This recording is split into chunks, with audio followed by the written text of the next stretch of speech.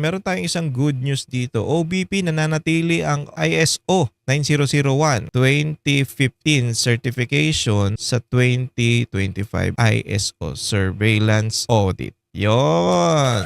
So nananatili, pinagkakatiwalaan ng ISO ang tanggapan ng Office of the Vice President. So good news to para sa atin mga sumusuporta sa mga Duterte, especially kay BP Sara kasi po siya ISO na yan, no? Eh yung presidente ba may ganyan? Wala. International yan, international body. Ang lupit talaga ni BP Sara. Kaya todo ano sila ngayon todo puwersa, todo bayad sa mga troll para siraan. Lalong-lalo na yung mga sumusuporta kay BP Sara. Yung iba nga dyan, mga vloggers, nag-aaway-away, mga tarantado. Hindi ko alam kung bakit nag-aaway-away yung mga vloggers na yan.